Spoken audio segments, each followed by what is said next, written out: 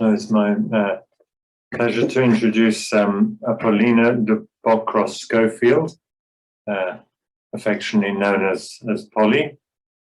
Polly is the National Oblate Coordinator in Canada, and does a lot there for the Christian meditation. And she's originally, I think as far as I remember, she's originally from Hungary, but she married Mark and lives in Montreal. Right. And I don't know if any of you have this wonderful book, John Main, by those who knew him. It's still in print. I'm sure one can get it. It's an excellent book, but the heart of the book, in many ways, is an interview with Polly by Paul Harris. And because Polly knew John Main very well, they were very close friends, and she met him in 1977. And so if you get this book and you turn to the middle of the book, you get this wonderful personal memory. So I recommend that. But actually, we now have Polly live. So. Hello, everyone. Just to let you know, it's 4 a.m. here, early in the morning. So you must forgive me if I'm a bit groggy. And Stefan, thank you for your articles. They mean so much to me, scholarly and informative, and etc., etc. And I just want to say thank you, and for the introduction. So the Spirit, who is mind and heart and vast spaces, enfolds the whole universe, and in silence is loving to all. This is the Spirit in my heart. This short verse from the Upanishads contains the essence of the teaching of John Main, the teaching of meditation. The wisdom of these words changed Father John's life and consequently ours. I always begin every talk I give with this teaching. As one gets older, one's memory in certain things like dates is not as vivid as it once was. But those 5 years I spent close to Father John glow in my heart and memory, defying the passage of time. I love him more because I understand more. In 1977, at the invitation of Archbishop Gregoire, Dom John Main and Brother Lawrence Freeman, 2 English Benedictines, arrived in Montreal and were given a beautiful, if somewhat dilapidated, old farmhouse on Vendôme Avenue in this city. They came to open a monastery to teach monastic prayer in the Benedictine tradition. Dom Main envisioned a simple, radically single-minded monastic life, responding to contemporary need, teaching meditation in the Christian tradition in an urban environment. He was concerned not with scholarship, but with living tradition, verifying it in one's own experience. He realized that the greatest need today is for men and women of commitment to deep prayer. And the discipline of meditation was the way, not the only way, he said, but the best way he knew. By pointing away from himself to Christ, the teacher within, John Main taught us to pray. As a man, John Main was a person of great gifts and charisma, a man of dignified presence, fierce personal integrity. He was cultivated, elegant, with a sharp sense of humor, who loved social life and to entertain in style. We will be judged, he said one Lent, judged not by what we have given up, but by the good things we refused from the hand of God. The greatest sin is to be boring, I heard him say once. Well, he certainly wasn't that. Father John Main, for him, life was a great adventure to be lived fully. He was a man fully alive. He said he became a monk to be free. Joy and the confidence that flowed from his spirit gave credence to his inner experience. There were some, especially in clerical circles, who were threatened by his confidence. But John May knew from his own experience what a lifetime of meditation taught him, what was of value, what was worth pursuing, and what was not. His generous, open nature despised pettiness, greed, and religiosity, pomposity, especially in the church. Oh, I remember once, I just happened to overhear, an old lady came to talk to Father John and very slowly unwrapped a gift wrapped in silk cloth and handed it to him. It was some holy relic. Father John took it, looked at it, and said, "Oh, go and give it a decent burial." Lady was a bit taken aback and took the relics back. The greatest evil is to mislead people, to lead them by the nose in spiritual things, he said. John May was serious but never solemn. Seriousness leads to joy, solemnity to triviality. A meditator is always known by his or her joyfulness. Seemingly gregarious, John May was shy, and like most of us, on occasion, though he knew he was never alone, lonely. I remember being profoundly moved when he said that the greatest suffering Jesus endured was not on the cross, but that his friends did not understand him. Father John felt this keenly. Another time, at another place, we stood alone in silence, gazing out to sea. He put his arm around me and without looking at me said, "There are so few we can really share things with. Maybe one or two and in a lifetime." And added, "if one is really lucky." Then, without another word, we walked back to the house for morning meditation. Most of the things that I treasure in my heart, Father John said to me, not as part of any conversation, just out of the blue. And I remember every one of them. On another occasion, in conversation with the community at tea time in the library, he said, "When your heart is broken, you do not go to the abbot or someone important in the monastery, but rather you seek out the most humble and lowly person and open your heart to him." But first and foremost, Father John was a man of love. "The only thing I know how to do," he said to me on one of our after lunch walks, "the only thing I know is to love." This is all that mattered to him. And his words at the time left me wondering. He often said that there is no possible way any of us can experience the love of God unless we knew human love. For we are loved into being simply in order to grow into the fullness of being and return with the realized consciousness to love. He understood that love is prayer. The essence of Christian prayer is love. We are called not to dialogue with God, but to union with God.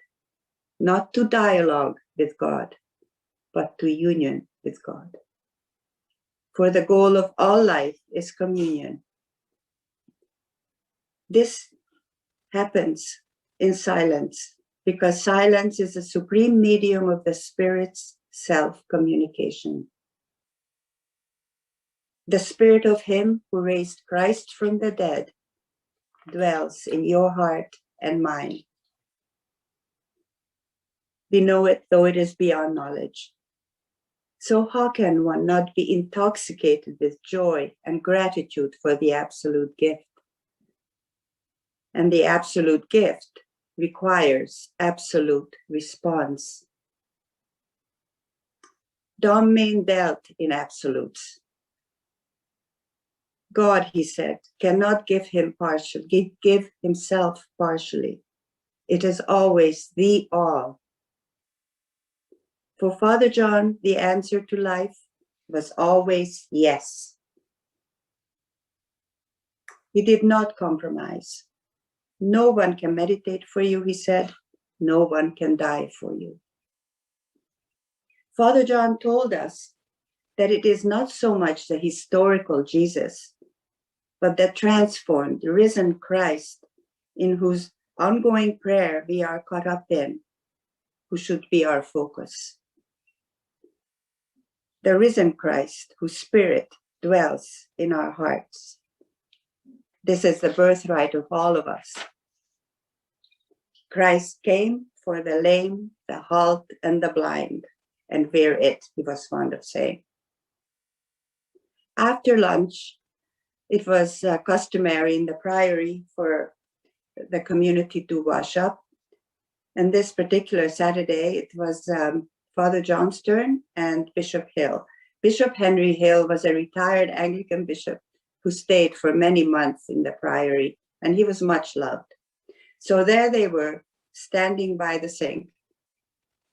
And Bishop Henry asked, John, what do you think will happen after we died? Infinite expansion of spirit, Henry. Infinite expansion of spirit, Father John said, very seriously. Meditation is the means, contemplation is the end. Being lost in God, always, always, it is a gift. There was no talk of us being contemplatives. It would have been presumptuous, I think. We are always only beginners. Just say your mantra. Keep on saying it. Don't aspire to anything. Be simple as a child. The first 30 years are the most difficult, Father John said, with a smile. And after 40 years, I myself am only just beginning to understand what meditation really is. It's a very humbling eye-opener. What does fullness need? Emptiness, he said with so much feeling. Beware of mysticism, he quipped. It begins in mist and ends in schism. There was a funny side to Dom Main. He liked to pull people's legs. One Saturday morning in the Vendôme house, having a cup of tea with a cake someone donated early on, the telephone rang. Father John picked up the receiver, and he patiently listened to a somewhat loud and shrill and most insistent salesman wanting to speak to the lady of the house. Mrs. Main, you say? Father John responded with a serious face. Mrs. Main? She is dead. We heard a hysterical apology as the salesman hung up, and it was all shockingly funny. Another time, Father John, with a serious look, announced that the Pope died and we must set up for the funeral mass. Immediately. There were never papers, no radio or TV in the house. Of course, the Pope was alive and well. All things in moderation, the Apollonian maxim carved onto the temple of Apollo at Delphi, the essential classical guideline that Benedict took as the guiding principle of his rule. Everything in moderation, except moderation, Father John liked to say. Everything in moderation, except moderation. So let me begin again at the beginning, in snapshots of memory, of gifts bestowed. The gift that was Father John in my life, a journey of joy, affirmation, and abiding presence, and deep gratitude. We had two small boys, 7 and 8 years old, being prepared for their first communion. I realized the paramount importance of this for the rest of their lives. I did not want their heads filled with all kinds of religious paraphernalia. Religion does pay great dividends, but only to the one whose resources are within him. Father John quoted this from, I think, the Gospel of Matthew. My husband, Mark, was educated by Benedictines from age 8 on, first at Gilling and then at Ampleforth in Yorkshire. His Christianity is sane, balanced, and deep. This is what I hoped for my children, the only thing I ever prayed for, truly. Then one day at Mass, it was announced that 2 English Benedictines have arrived in Montreal, and they needed furniture. A telephone number was provided. Well, I was absolutely sure they came just for me. With some trepidation, I called next day. A man picked up the phone. Having identified myself, I mentioned that I had 2 little heathens, and would they please do something about it? Having listened to my plea, the polite answer was a resounding no. We are here not to teach children, he said, but adults. Sorry, but no. I'm not sure whether I called back or kept on pleading, but eventually, after a great sigh, Dom Main, for it was him I was speaking with, gave in, saying, come up next Saturday at 10 and we shall meet. There's a young monk here who will take on the boys. I thought Lawrence was excited to do this. Only recently did he tell me that he was ordered to do so. What a letdown. I remember the day we met, early May, like now, azure blue sky, remnants of snow sparkling in the sunshine. Father John at the entrance to the garage carrying one of those painted Mexican chairs someone donated, with Lawrence standing by grinning. It was love at first sight.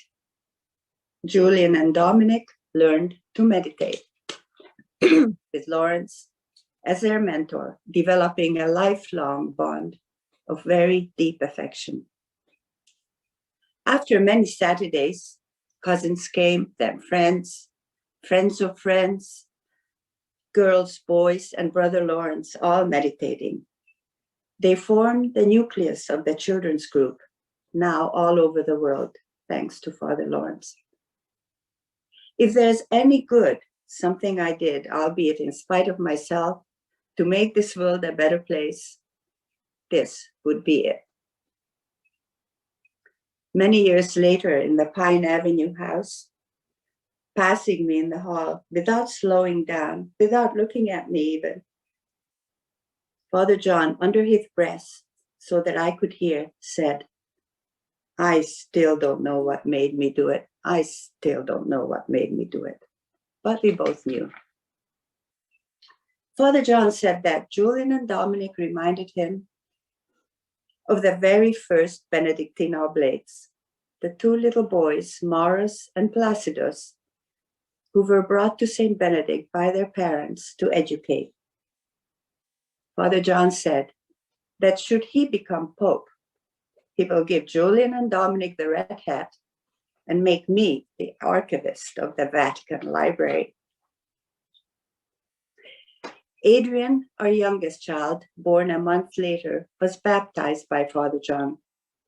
Spoiled by everyone, had the run of the house. He knew every nook and cranny of the big house, places only Father John and him were familiar with. Father Lawrence called him the symbol of the priory. He was born into it, and he was the last person in the community to leave it. There are funny and moving stories about Adrian in the priory, for later perhaps. I never wanted to learn to meditate. I wasn't searching for anything. I knew God lived in my heart because as a young child, I experienced it. I was educated by wise and loving Sacred Heart nuns. I was happy, if a bit complacent. But I loved the monastery. Father John's belief and attitude resonated within me. The priory was a true home of joy and discipline and love. Suffused, energized by the hope-filled, positive energy of new beginnings. It didn't last, of course, but we lived it, we experienced it. And to have experienced it, we know it's possible to do it, possible again. So I came, and by infinite generosity, I was allowed to stay. Polly, my dear, how good to see you. Father John always greeted me every time he saw me like that. One of my hobbies are, or rather obsessions, are antique rugs. One day early on, Father John begged an old rug destined for the garbage from an old lady offering furniture. I saw it in the corner of the room, an ancient Afghan with beautiful natural dyes, much worn and ripped. This was my chance. I asked if I might repair it. So for weeks, I sat in the middle of the breakfast room with the rug on my lap, sewing. People, Lawrence and Father John, had to walk around me to get to the kitchen. When completed, like Penelope, I would start all over again.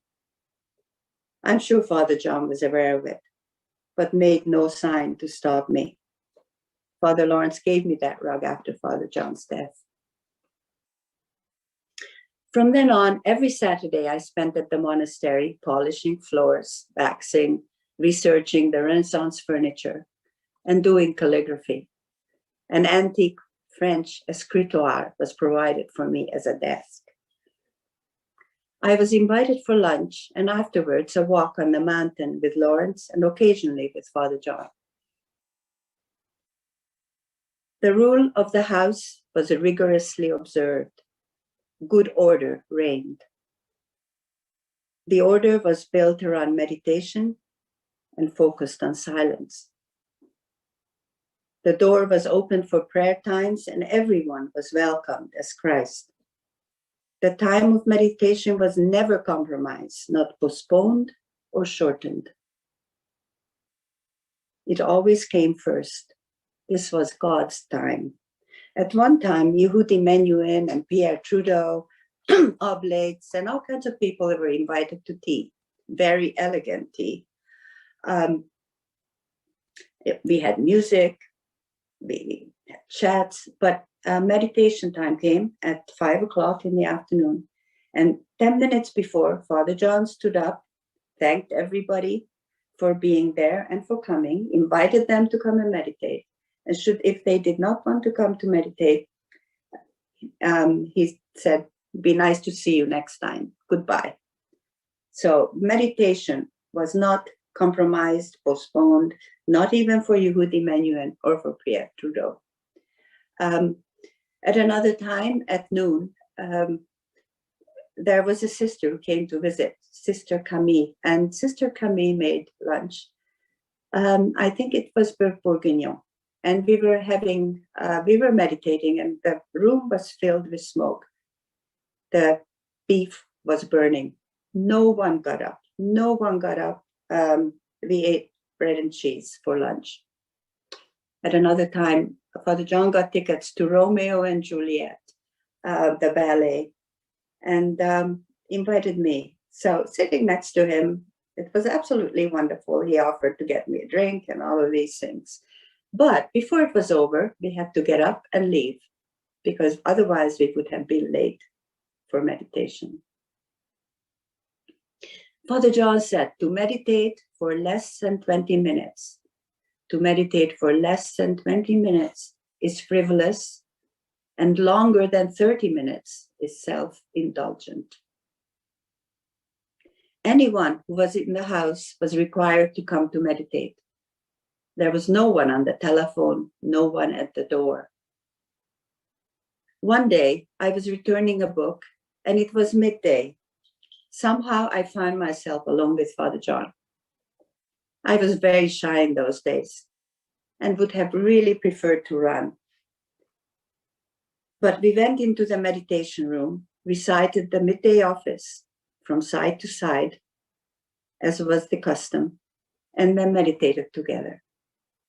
Upon leaving, I thanked Father John and I said, "Father, isn't it sad that no one came?" I shall never forget his response. Dom Main pulled himself up to his 6'2" height, looked down upon me, almost sternly said very seriously, "Polly, remember this for the rest of your life. It is never about numbers. If 1,000 people come, it has nothing to do with you. Don't take any credit. If no one comes, don't take any blame. It has nothing to do with you. As long as you are there. As long as you are there." It was a lesson he taught me about the importance of fidelity. As long as you are there. One cannot teach meditation by giving courses or from manuals. One can only teach people to meditate by meditating with them. Meditation is caught, not taught, was a saying in the priory. When asked how much money was charged for the weekly talks, Father John was taken aback. How could one possibly charge money for the sacred, for teaching someone to pray? It is a gift given freely to us. We must also pass it on freely. Father John was never about numbers, and he never proselytized, did not talk about meditation unless asked. He taught at certain allotted times. To become a Benedictine oblate was a deeply held hope of mine. We all have a monastic dimension to our lives, Father John said, but a habit and a tonsure does not a monk make. In the world community, we oblates are the monastic heart. Our vocation is to be rather than to do. Mark and myself were one of the first oblates to make our final Benedictine promises to Father of obedience, stability, and conversion before Dom Main. Father John took the silver cross from around his neck and put it around mine. I wore it all day. Father John was full of surprises. One day, he appeared on my doorstep. Just wanted to see what kind of a housekeeper you are. He often came to dinner, sometimes with Lawrence, but the last time he came was especially poignant. It was to tea. The car pulled up, and Father John, supported by Lawrence, very obviously in great pain, barely making it up the stairs. It was very sad and terrible thing to watch. Whenever Father John came to visit, he always wore civil clothes. This time, the last time, he wore his habit. He looked at me and very quietly said, "See, I came." This was in October. 9 weeks later, he was dead. Father John's greatest gift to me was allowing me to share his dying. The experience became a watershed in my life, not so much life-altering as life-fulfilling. We were concluding the week-long arts weekend, the forerunner of the John Main seminars in the Priory, organized by Father Lawrence. Some of us exhibited our painting, sculpture, played musical instruments, and Lawrence read some of his own poetry. Very good. They're really very good. Previously, Father John asked me to research a 15th century processional cross, now in the Montreal Museum of Fine Arts. I was in the middle of a slideshow of the crucifixion image when Father John stood up and said, "Polly, my dear, don't take it personally, but I'm tired." And he went upstairs to his room, never came down again. Father John did not want to die, but when he realized that he is dying, he said, "I am going to make this the biggest adventure of my life." And he did. And he allowed me to share it. Father John did not go to the hospital. Palliative care nurses came once a day. Otherwise, Lawrence alone took care of him with so much abandon, so much loving care. It was heroic. Excuse me. Father John wanted me to be with him. Day after day, I read to him, sitting across from his bed in an armchair. First, he chose 19th century Vienna, then Julian of Norwich. All things will be well, all manner of things will be well.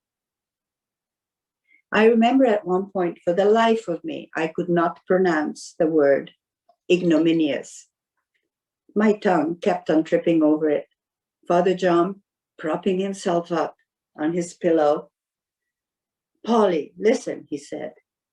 Ignominious. We practiced until I got it. This strange word became sacred to me. John Main deteriorated very quickly, but he was conscious throughout. From having fed himself, within a few days had to be fed, and very soon with a straw. I would wipe his forehead with a damp cloth, feed him grapes. We didn't meditate together or anything like that. Sat in silence most of the time. He just looked at me, beyond me, into me, with so much understanding, so much love. The few things he did say to me became sustenance for my life.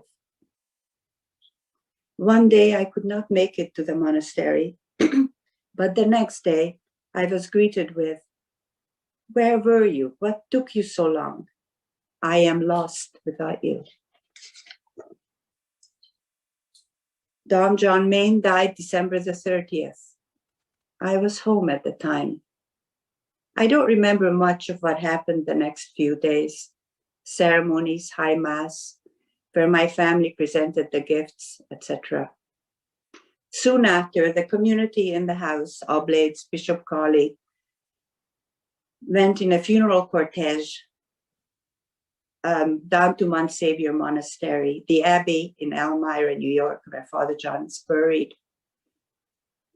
I stayed alone in the big house, in the room where I read to him, where Dom Main died. Everything was in disarray with used medical paraphernalia, bedroom, bathroom, as he left it. I cried, cleaned up, cried some more. And there was no one there, but in the silence, Father John seemed present. He had a silver hairbrush that he treasured. I polished it, removed the hairs from it, and took the cold locket from around my neck and placed them inside. Father John took the locket and threw it into the sea of Ballinskelligs. He took John Main home, in sight of Skellig Rock. Quote, where I learned to pray, Father John said to me once. Out of sheer terror, I was stuck there overnight. It was a very scary place. I'd been there. Father Lawrence asked me to collate Dom Main's writings and personal things, organize them into an archive. 4 large boxes, no, actually there were more like 8 large boxes are now in the special collections in Georgetown University, Washington. Although not the Vatican Library, this is very close to my heart, just the same. Among Father John's personal things was a gray metal box containing his cufflinks, clerical collars, and things. I noticed a carefully folded piece of paper slipped into the hinges of the box. On it was a quote from the Bhagavad Gita, handwritten in Sanskrit in beautiful calligraphy.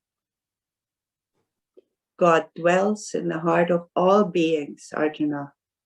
God dwells in thy heart. God dwells in the heart of all beings. Your God dwells in your heart. Thank you. There was also, Father John left us a rule. It is in the archives, 30 pages. A guide for people living their own life in an urban setting, in proximity to each other, committed to meditation. All aspects of life are dealt with and considered.